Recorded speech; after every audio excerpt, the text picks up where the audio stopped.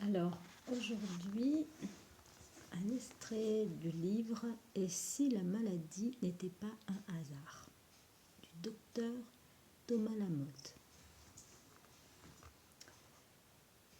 Quelques mois après son divorce, une femme développe un cancer du sein. Un cadre supérieur vit dans la hantise permanente de ne pas répondre aux attentes de la nouvelle direction et se retrouve avec un ulcère à l'estomac. Après une rupture sentimentale, un journaliste de 28 ans fait une crise cardiaque, inexplicable du corps médical, illustrant parfaitement l'expression avoir le cœur brisé. À l'âge de 4 ans, le chanteur Ray Charles assiste impuissant à la noyade de son petit frère de 3 ans. 6 mois plus tard, il devient totalement aveugle.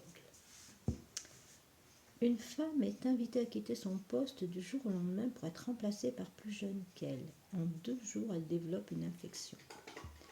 Un directeur de banque vit une prise d'otage. Quelques mois plus tard, un virulent cancer se développe. Un enseignant vit dans la crainte d'être muté et quelques jours après la nouvelle de la mutation, il fait une hémorragie cérébrale. Une fois retraité, un diplomate de carrière entre dans une dépression chronique. À force de s'angoisser pour la santé de son mari au chômage, sa femme finit par vivre plusieurs malaises. Un attaché commercial se découvre un psoriasis à la suite d'un conflit de territoire avec l'un de ses collègues. Et si la maladie n'était pas un hasard? Et si elle n'était que la réponse organisée par notre corps pour compenser nos petites et grandes déceptions émotionnelles de la vie? Après avoir examiné des milliers de patients, le docteur Thomas Lamotte, neurologue français, a développé une approche différente des symptômes de ses patients. Pour lui, la plupart des maladies que nous développons ont pour origine une émotion inavouée. Alors, inavouée, c'est bon, l'émotion, ok, mais si elle est inavouée, c'est l'origine de la maladie. Et le simple fait de comprendre ce mécanisme nous permettrait déjà de les éviter. L'expression populaire « s'en rendre malade » se trouve dans ce livre la plus belle illustration avec les clés pour décoder nos déceptions et comment les empêcher d'agir sur notre corps. Alors voici un extrait du livre. Pourquoi un pharmacien qui ne voit que des malades tout au long de sa journée, toute la semaine et même toute l'année n'est-il pas plus souvent malade?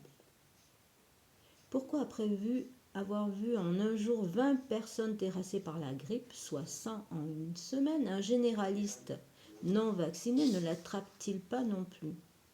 Pourquoi cette personne qui n'a jamais fumé a-t-elle un cancer des poumons, alors que ce fumeur invétéré qui grille sa cigarette depuis 50 ans n'a rien?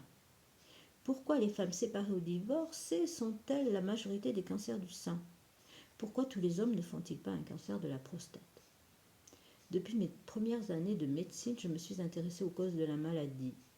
Mais après avoir examiné et parlé avec plus de 20 000 patients au cours de ma vie professionnelle, j'en suis arrivée à la conclusion que la maladie n'est pas toujours l'effet d'une cause extérieure, mais bien celui d'une cause intérieure. À en croire les médias, je n'ai pas tort. Dans le cas d'un attentat ou d'une catastrophe aérienne, les autorités mettent des psychologues à la disposition des survivants et de ceux qui ont perdu un être cher pour les aider à ne pas se rendre malades eux-mêmes. Quant à la littérature, elle nous conte depuis l'aube des temps des histoires d'amour dans lesquelles l'être délaissé meurt de chagrin. Si on peut empêcher une victime de s'en rendre malade, on peut sans doute empêcher un père de famille de 45 ans de se rendre malade après avoir reçu sa lettre de licenciement. Ça aussi c'est un trauma, même si cela semble banal. Lui aussi aurait besoin d'un psychologue pour digérer son drame. En fait, plutôt qu'on l'écoute, c'est primordial. Le dogme et le conditionnement nous imposent de relier la maladie à une cause extérieure, un virus, une bactérie, le tabac, le soleil. Les traitements de la médecine classique se résument à attaquer la maladie avec des molécules. La dépression se combat par un antidépresseur, la douleur ou inflammation par une molécule antalgique ou anti-inflammatoire, les bactéries par un antibiotique, les cellules cancéreuses par des traitements antimitotiques, la faiblesse par un médicament tonique, cardiotonique, vénotonique. Ces batailles molécules contre des règlements moléculaires donnent souvent de brillants succès, mais elles ne nous expliquent pas pourquoi autant de femmes divorcées font un cancer du sein. S'il est possible d'étudier 100 malades ayant toute une tension artérielle élevée à 17-10, une surcharge pondérale et un diabète, il est difficile d'étudier une cohorte de 100 veuves, de 100 orphelins, de 100 chômeurs longue durée ou de 100 femmes divorcées. Cela n'aurait pas de sens parce qu'on ne peut pas mesurer l'impact du deuil vécu sur chaque personne ainsi que sur son histoire émotionnelle. Alors, le docteur Lamotte, pour lui, il faut convertir le symptôme en souffrance inavouée. Il y a 3 temps. Il faut donc, à partir des phénomènes observés, découvrir la souffrance qui n'a jamais été gérée, qui n'a jamais été exprimée en faisant l'opération inverse, dite de conversion du symptôme. Il s'agit de comprendre ce qui s'exprime par les hiéroglyphes inscrits dans le corps sous forme d'un symbole et d'en faire la bonne traduction en souffrance réelle. Une bonne consultation devrait donc comporter l'aveu du malade. Ça, je ne l'ai jamais dit à personne. Voilà. La maladie, c'est le mal à dire.